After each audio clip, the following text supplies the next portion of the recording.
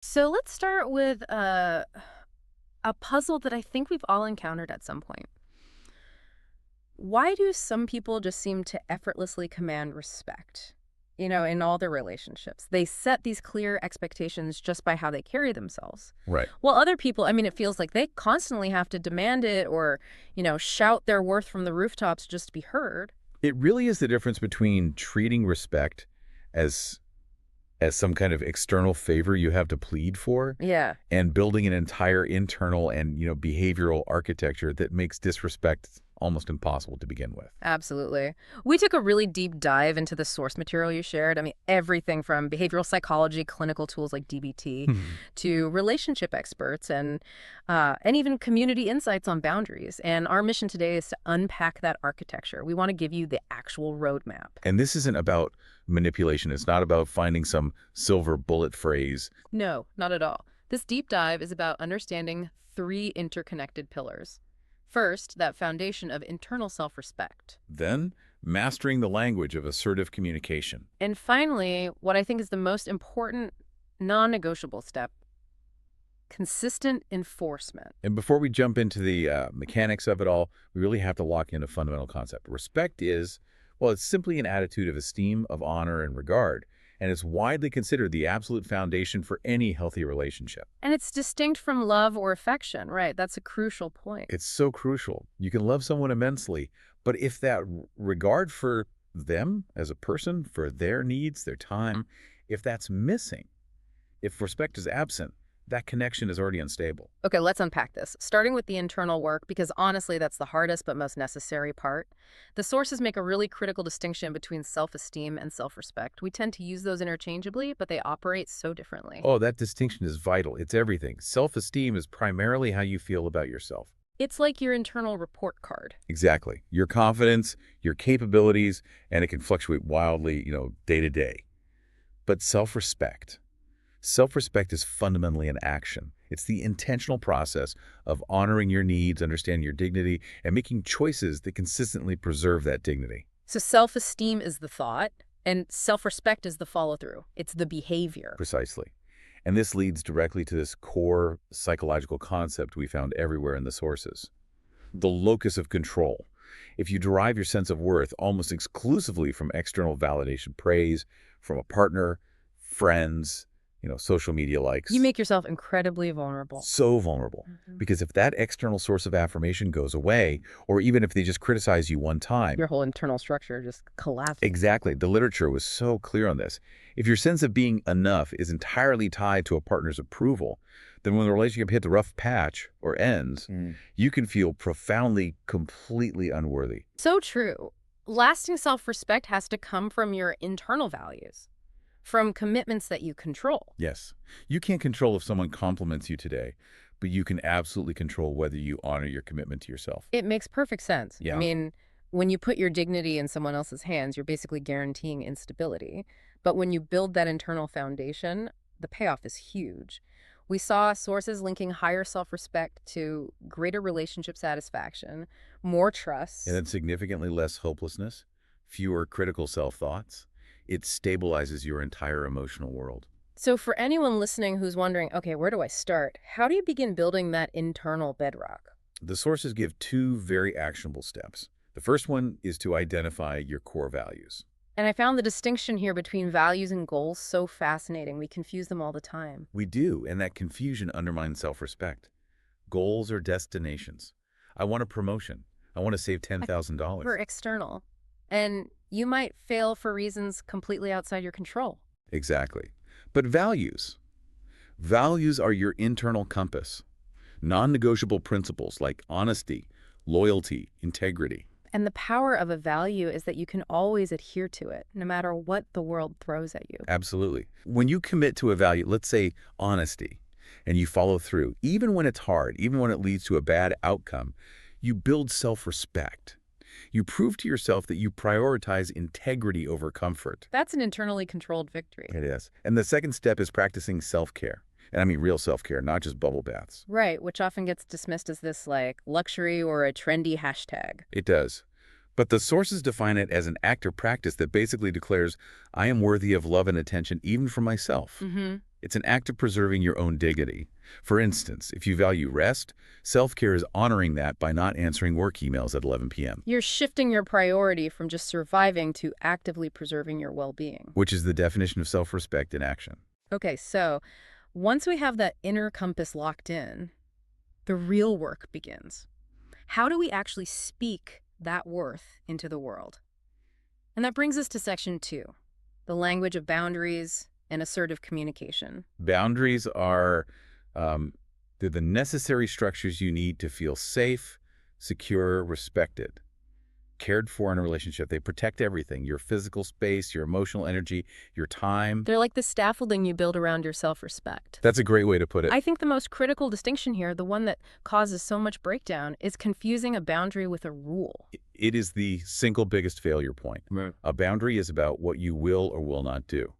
It focuses on your action. But a rule. A rule tries to control what the other person does. And the moment you do that, you've put your power outside yourself. Okay, let's nail that down with a scenario. This is so crucial.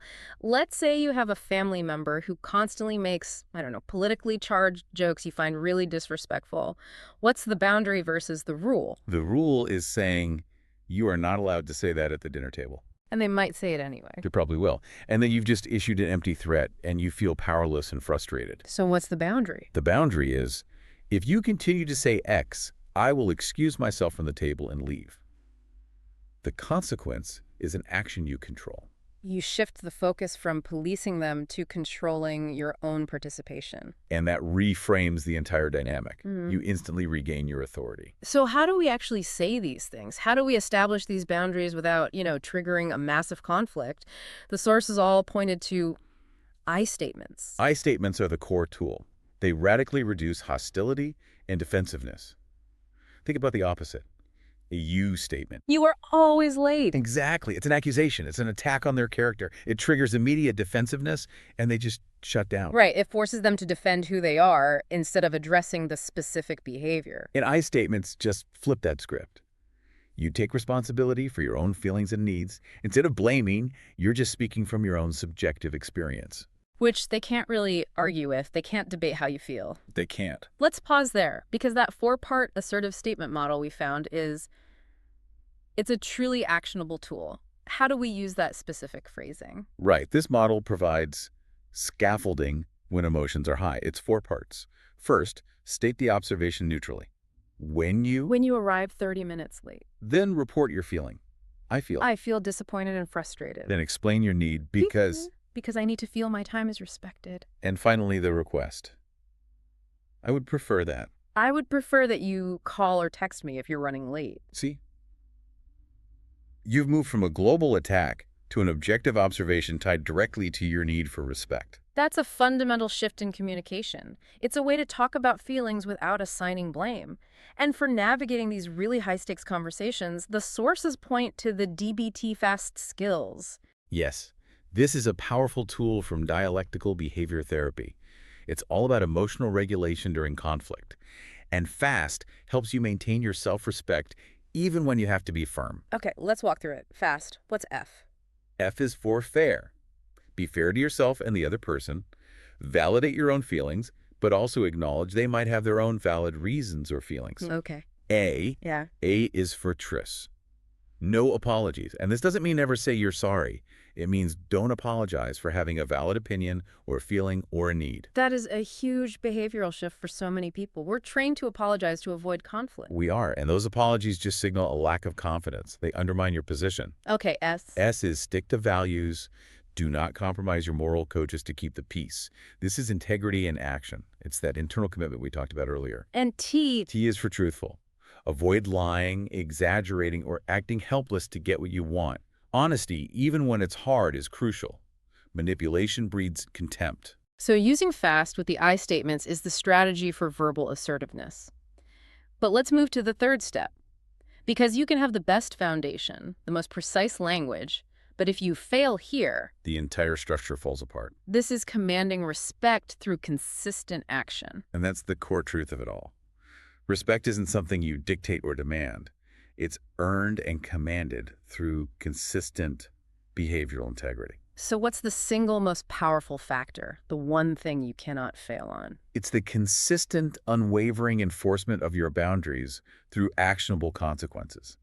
Every clinical source we looked at said the same thing. A boundary without a consequence is toothless. It will be ignored. You're basically teaching the other person that your needs are optional. Exactly. So let's be clear on the mechanics of enforcement. This isn't about punishing your partner, right? Absolutely not. Consequences are protective measures you take for yourself to preserve your own dignity. They are not punishments you inflict on someone else. And they have to be enforceable, something you are 100% willing to do and proportionate. That's key. It has to be proportionate. So let's go back to the friend who is always late. You verbalize the boundary, but they show up 20 minutes late again, no call, no text. What does enforcement actually look like? You have to follow through on your protective measure. If you said, the next time this happens, I am leaving the restaurant after 10 minutes, then you have to leave the restaurant after 10 minutes. And that action speaks so much louder than any complaint. So much louder. It solidifies your credibility.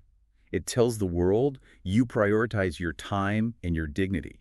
It's a short-term discomfort, for sure, but it establishes long-term respect. That's the trade-off, isn't it? Accepting short-term discomfort for long-term relational stability. That is precisely the trade-off. Mm. But even with that clarity, we have to talk about nonverbal signals.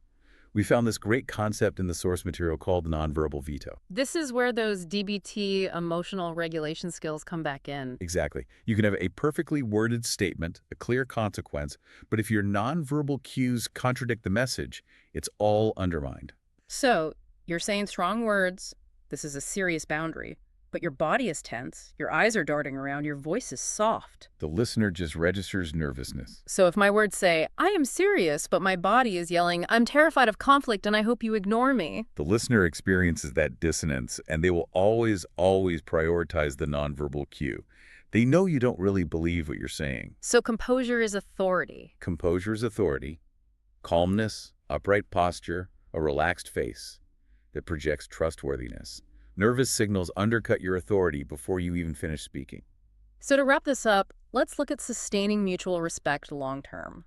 It's not just about crisis management when a boundary gets crossed. No, sustaining it requires a consistent demonstration of regard.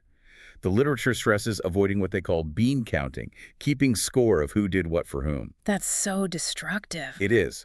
Long-lasting respect thrives on open communication, on active listening, offering help without being asked, celebrating each other's achievements. So respect is proven daily through consistent behavior that aligns with your commitment. Exactly. Not just fleeting promises during a fight. And if that foundation of respect crumbles, if enforcement fails again and again, what's the ultimate danger? That is the ultimate warning sign. If disrespect is persistent and unchecked, it will eventually escalate to contempt. And contempt is characterized by what? A feeling of moral superiority? Yes, disdain, mocking behavior.